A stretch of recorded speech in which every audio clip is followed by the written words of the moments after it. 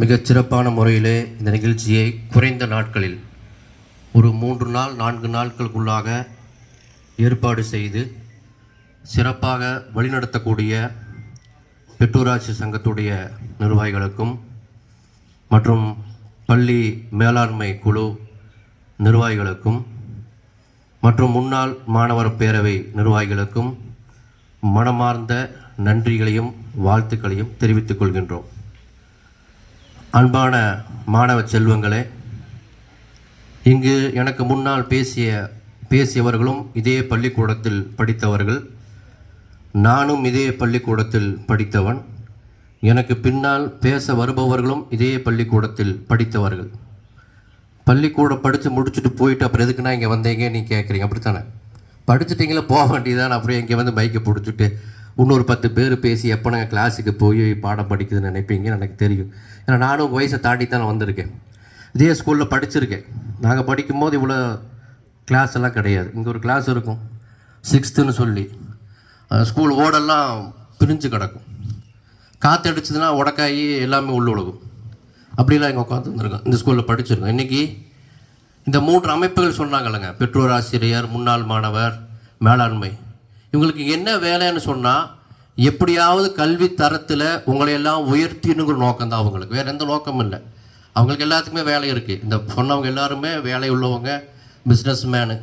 இவங்க ஏன் 3 அமைப்புகள் இங்கே ஸ்கூலுக்குள்ளே வந்து உங்களை பார்க்குறாங்க, கண்காணிக்கிறாங்கன்னா, நீங்கள் படித்து மேலே வரணும். மேலே வரணும் எப்படி? அரசு அதிகாரிகளாக, டாக்டராக, இன்ஜினியராக, தாசில்தாராக, ஐஏஎஸ் ஆக, ஐபிஎஸ் ஆக, ஐஎஃப்எஸ் ஆக, ஏதாவது ஒரு துறையில் நீங்களெல்லாம் சாதிக்க வேணுங்கிற ஆர்வத்தில் தான் அவங்களாம் இங்கே வர்றாங்க. வேலை இல்லை அவங்களுக்குன்னா வேலை இருக்குது. அப்போ உங்களை வந்து ஆர்வப்படுத்தணும். ஹெட்மாஸ்டர் சொன்ன மாதிரி 100% இந்த ஸ்கூல் வெற்றி அடையணும்னு சொன்னால் அதுக்கு எப்படி வெற்றி அடையணும்னு சொன்னால் முயற்சி செய்யணும். முயற்சி உடையார் இகழ்ச்சி அடையார். நான் எந்த விதமான முயற்சியும் செய்ய மாட்டேன்னு சொன்னால் பாஸ் ஆக முடியாது. நான் இந்த ஸ்கூலில் படிக்கும்போது அடிக்கடி நான் எங்கள் ஃபங்க்ஷனில் சொல்லுவேன், கட்சி ஃபங்க்ஷனில், முஸ்லீம் மாணவர் பெரிய ஃபங்க்ஷனில், என்னுடைய ஆசிரியர் ராமசாமி ஆசிரியர் இந்த ஸ்கூலில் இருந்தார். அவர் அடிக்கடி சொல்லுவார் எங்கள்கிட்ட, நீ என்னை ஏமாத்திரன்னு நினச்சிட்டு இருக்கிற, நீ ஏமாந்து போயிடுவேன். கடைசி டெஸ்கில் உட்காந்து என் ஃப்ரெண்ட்ஸு பாட்டு பாடிட்டு இருப்பான். படிக்கடான்னு சொல்லுவார். புக்கை கையில் வச்சுட்டு நிலாவை கையில் போட்டுச்சே ஏதோ ஒரு பாட்டு பாடுவான். ஆனால் அவர் நினைப்பார், அவன் படிச்சுட்டு இருக்கான், அவன் படிச்சுட்டு இருக்கான். இவன் பாட்டு பாடிட்டு இருப்பான். டே என்னடா மாப்பிள்ள பாட்டு பாடிட்டு, டே வாய் இசைக்கிறது அவருக்கு படிக்கிற மாதிரி தானே தெரியும், நம்ம தானே பாட்டு பாடுறோம் அப்படிமா. அப்போ இது ஏன் நாங்கள் நினச்சிட்டு இருந்தோம், நாங்கள் ஆசிரியர்களை பூரா ஏமாற்றிட்டோம், அவங்களெல்லாம் பிரச்சனையில் நினச்சோம். ஆனால் கடைசியில் ஏமாந்து இன்னைக்கு நாங்கள் தான் நிற்கிறோம், ஏமாந்து போய் நிற்கிறோம். ஆனால் அவங்க ஏமாறல. எங்கள் ஆசிரியர் சொன்னார், என்னை கொண்டு ஈடேற்ற பெற்றுக்கொண்டால் நீ முயற்சியை செஞ்சால் வெற்றி அடைவ. நீ என்ன ஏமாத்துற, ராமசாமி சாரை ஏமாத்துற நினைச்சிட்டு இருந்தீங்கன்னா நீ ஏமாந்து போயிடானாரு. இன்னைக்கு ஏமாந்து போய் நான் நிக்கிறேன். நீங்க நிக்க கூடாதுங்கிறக்காகத்தான் இந்த ப்ரோக்ராம். யாரும் அப்படி நின்ற கூடாது. படிச்சு மேல வாங்க. தமிழக அரசு உதவி செய்யுது உங்களுக்கு, எல்லா வகையிலும் தமிழக அரசு உங்களுக்கு உதவி செய்யுது. நாங்க படிக்கும் போது சரியா யூனிஃபார்ம் இல்ல, சரியா ஆடை இல்ல. இன்னைக்கு பாருங்க, எல்லா பிள்ளைகளை பார்த்தா அழகா இருக்குது. லிட்டில் ஃப்ளவர்ல படிக்கிற பிள்ளைகளாட்டு இருக்கிறீங்க. உங்களையெல்லாம் பார்த்தா, பசங்க பார்த்தா பெரிய பெரிய தனியார் பள்ளியில் படிக்கிற மாதிரி இருக்கீங்க. நாங்கள் படிக்கும்போது அரக்கால் டயரு, ஆஃப்கே சட்டை, தெரியுமா? அது எப்படி இருக்குன்னு தெரியுமா? நான் அதையும் சொல்லிகிட்டே இருப்பேன். இந்த கரண்ட் ஆஃபீஸில் முதல்ல வேலை செய்வாங்க. அவங்க பார்த்தீங்கன்னா டாயர் பெருசாக போட்டிருப்பாங்க. நான் சின்ன வயசில் சொல்கிறேன், உங்களுக்கு தெரியாது, இப்போல்லாம் டாயர் போடுறது இல்லை. கரண்ட் ஆஃபீஸில் அந்த கம்பம் ஏறுவாங்கல்ல, அவங்க வந்து அரக்கால் டயர் போட்டிருப்பாங்க. டாயர் அங்கே இருக்கு, அவர் இங்கே நிற்பார். அதே மாதிரி நாங்கள்லாம் படிக்கும்போது எங்களுக்கு காக்கி டாயர் அங்கே நிற்க, நான் இங்கே நிற்பேன். ஆனால் இன்றைக்கி அப்படி இல்லை. உங்களுக்கு அழகான ஆடைகளை கொடுத்துருக்குறாங்க, லேப்டாப் கொடுக்குறாங்க, சைக்கிள் கொடுக்குறாங்க, பேக்கு, என்னங்க அது உங்கள் ஷூ. இன்றைக்கி என் பையன் கூட ஷூ போட்டு ஸ்கூல் வந்திருக்கான். என் பையனுக்கு தான் படிக்கிறான். ஷூ போட்டிருக்கீங்க. அன்றைக்கி செருப்பு வாங்க வசதி இல்லை, யூனிஃபார்முக்கு வசதி இல்லை, புக்கு வாங்க வசதி இல்லை, நோட்ஸ் வாங்க வசதி இல்லை. ஆனால் இன்றைக்கி அரசாங்கம் எல்லா வகையிலும் உங்களுக்கு உதவி செய்யுது. எதுக்கு உதவி செய்யுதுங்க? எப்படியாவது நீங்கள் படிச்சிடணும். தனியார் ஸ்கூல்ல விட நீங்க அதிகமான மதிப்பெண் இன்னைக்கு பெற்றிருக்கீங்க. அதுல அதிகமான பிள்ளைங்க மார்க் எடுத்திருக்கீங்க. பசங்க பாருங்க இப்படி உட்காந்துட்டே இருக்கானுங்க, செல்போன் நோண்டிட்டே வாழ்க்கை வீணா போயிட்டா. தம்பி பிள்ளைங்க படிச்சுக்குவானுங்க. படிச்சு எல்லா பிள்ளைங்க, நிறைய பிள்ளைங்க பார்த்தா பிள்ளைங்க தான் ஃபர்ஸ்ட் ரேங்க் எடுத்துருக்கீங்க.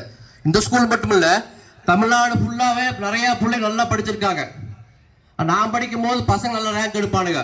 அப்ப செல்போனு கசாம்புசா எதுவுமே இருக்காது. இன்னைக்கு பப்ஜிங்கிறான், குத்துறான், வெட்டுறாங்கிறான். பார்த்தா பப்ஜி விளையாட்டு இருக்கான். என்னடா பக்கத்தில் உட்காந்துருக்கான். பசங்களை பார்க்குறேன், ஒரு 10 பேர் உட்காந்துருக்கானுங்க. எவன்கிட்டையும் பேசுறது இல்லை. செல்போன் மூஞ்சி லைட் அடிக்குது, அதை மட்டும்தான் இருக்குது. செல்போன் பார்த்துட்டே இருக்கான். இவன்கிட்ட பேசுறது, அவன்கிட்ட பேசுறது இல்லை. எவன்கிட்டையுமே பேசுறது இல்லை. ஃபோன் மட்டும்தான் விளையாட்டு இருக்கான். ஃபோனுங்கிறோம். வீணா போயிடுவடா தம்பி. அன்பு தம்பிகளை அண்ணன் சொல்கிறேன், ஃபோனு பாருங்க, தேவைக்கு பாருங்க, படிப்புக்காக பாருங்க. ஏன்னா நாம தான் குடும்பத்தை பார்க்கணும். உனக்கு ஒரு தங்கச்சி இருந்தால் அதை நீ தான் கரை சேர்க்கணும்.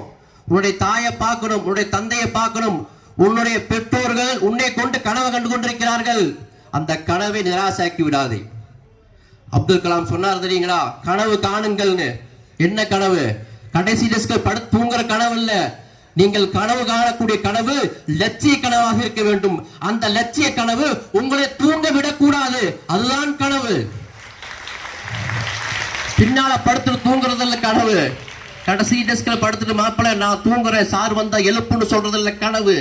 நீங்கள் காணக்கூடிய கனவு லட்சிய கனவு. அந்த லட்சிய கனவு உங்களை தூங்க விடக்கூடாது. நான் டாக்டர் ஆக வேண்டும், நான் இன்ஜினியர் ஆக வேண்டும், நான் விஓ ஆக வேண்டும், நான் ஐபிஎஸ் ஆக வேண்டும், நான் ஐஏஎஸ் ஆக வேண்டும். என்னால் முடியும், நான் முதல் மதிப்பெண் எடுப்பேன், இந்த ஸ்கூலை நான் 100% வெற்றி வைப்பேன், அதற்கு நான் முயற்சி செய்வேன் சொல்லி நீங்கள் ஒவ்வொருவரும் முயற்சி எடுத்தால், தலைமை ஆசிரியர் சொன்னதை போல அடுத்த ஆண்டு நம்முடைய ஸ்கூல் சென்டம் அடிக்கும். அதற்கு நீங்கள் முயற்சி செய்ய வேண்டும். அதற்கு ஆசிரியர் பெருமக்கள் ஒத்துழைப்பு கொடுப்பாங்க. நீங்க தயவு செய்து நம்மளால பேச நினைக்க வேண்டாம். தயவு செய்து மாணவர்களே, டீச்சர்ஸ் பாடம் நடத்தும் போது கவனிங்க. கவனிச்சதுக்கு பின்னால ஒவ்வொரு ஆசிரியரும் கேட்பாங்க, புரிஞ்சுதான்னு சொல்லி. எதை எடுத்தாலும் தலையாட்டிடாதீங்க. புரிஞ்சுதா? புரிஞ்சுதுங்க மேடம். புரிஞ்சுதா? புரிஞ்சுதுங்க மேடம். இப்படி தலையாட்டாதீங்க. ஏன் தெரியுமா? புரியலன்னு சொல்லிட்டா என்ன புரியல சொல்லுன்றுவாங்க. இந்த பிள்ளைக்கு அதுவும் புரியாது பையனுக்கு. அதனால என்னமோ நடத்திட்டு போறாங்க, விட்றா, அவங்க வாட்டு நடத்திட்டு நம்ம வாட்டுக்கு எழுதிக்கலாம்னு எழுதாதீங்க. தயவு செய்து டீச்சர்கிட்ட கேளுங்க. ஒரு மேக்ஸ் எழுதி போடுறாங்க, ஒரு சூத்திரம் எழுதி போடுறாங்க, ஒரு கணக்கு உனக்கு கேளுங்க. மேடம் இந்த இடத்துல எனக்கு சந்தேகம் வரும்னு கேளுங்க.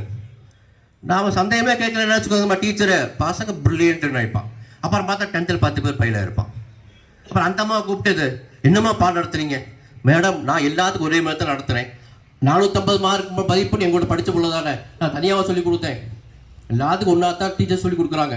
டீச்சர்ஸ்க்காக நீங்கள் பிள்ளைகளாட்டம். அதனால் ஆசிரியர் பெருமக்களை மதிங்க, அவங்களுக்கு மரியாதை கொடுங்க, நீங்கள் முயற்சி பண்ணுங்க. அதே போல் ஒரு சின்ன ரிக்வஸ்ட்டு, நீங்கள் 400 500 மார்க் எடுக்கக்கூடிய மாணவர் மாணவிகள், 10th +1 எடுக்கக்கூடிய மாணவ மாணவிகள், உங்களுக்கு கீழே இருக்கிற மாணவர்களுக்கு கொஞ்சம் சொல்லிக் கொடுங்க. தப்பு இல்லை. இப்போ நீங்கள் 500 மார்க் எடுக்கிறீங்க, 450 மார்க் எடுத்திருக்கீங்கன்னா உங்கள் ஸ்கூலில் யார் லாஸ்ட் ஸ்டூடெண்ட்ஸ் உங்களுக்கே தெரியும். ஒரு 50 பேர் படிக்கிற இடத்துல ஒரு 5 பேர் தான் 4 பேர் தான் கொஞ்சம் ஒரு கவனம் இல்லாமல் இருப்பாங்க. அது ஏதாவது ஒரு சப்ஜெக்ட் தான் இருக்கும். என்ன நல்ல பிள்ளைங்க தான் நீங்களாம். இந்த ஒரு சப்ஜெக்ட் இருக்கும். இந்த மேக்ஸ் வராது. அதுதான் எனக்கு பிரச்சனை, உங்களுக்கு பிரச்சனை நினைக்கிறேன். மேக்ஸ் வராது. அவன் சூத்திரமா காசு தீட்டா சீன் தீட்டாமா ஒன்றுமே புரியாது. பெருக்கல் வகுத்தால் சொல்லலாம், என்னென்னமோ சூத்திரமா அதெல்லாம் தெரியாமல் மிஸ் ஆகிருப்பீங்க. அதனால் தயவு செய்து நல்லா படிக்கக்கூடிய மாணவ மாணவிகள் நம்ம கிளாஸில், இப்போ உங்கள் கிளாஸில் கூடிய கொஞ்சம் மார்க் கம்மியாக சொல்லிட்டு இவனுக்கு என்னடி பிரச்சனை வா அவன் சொல்லித்தரேன்னு சொல்லுங்க. அதே பசங்களை அப்படித்தான். நல்லா படிக்கிற பசங்க என்ன பண்ணுங்க, உங்கள் பசங்களை கூப்பிட்டு எதுக்கும் ஒன்றா சுற்றுறீங்க, புரூக் ஃபீல்டு ஒன்றா போகிறீங்க, வெளியே சுற்றி பார்க்கறக்கு ஒன்றா போகிறீங்க, பொருட்காட்சிக்கு பசங்கிட்டே மாப்பிள்ள நீ லாங்கோடு வந்துடு, மாப்பிள்ள நீ அங்கே வந்துடு, மாப்பிள்ள நீ இங்கே வந்துடு. 10 பேர் ஒன்றா போகிறோமா இல்லையா? அதில் படித்தவன் படிக்காதெல்லாம் ஒன்றா சுற்றுறதுக்கு ஜாலியாக புரூக் ஃபீல்டு எங்கெங்கே போகிறீங்க. அப்படி படிக்கக்கூடிய நீங்கள் ஒரு 10 பேர் ஒரு இடத்துல உட்காருங்க, படிங்க. மாப்பிள்ளைக்கு என்ன சந்தேகம்டா, இந்த கணக்கு சந்தேகமா, எனக்கு புரியும், நான் சொல்லித்தரேன் அப்படின்னு மாணவர்களுக்குள்ள அந்த கம்மியாக படிக்கக்கூடிய மாணவர்களை செலெக்ஷன் பண்ணி அவங்களுக்கு நீங்களும் கொஞ்சம் சொல்லிக் கொடுங்க. ஆசிரியர்களும் சொல்லிக் கொடுப்பாங்க. விடாமுயற்சி விஸ்வரூப வெற்றி. நன்றி.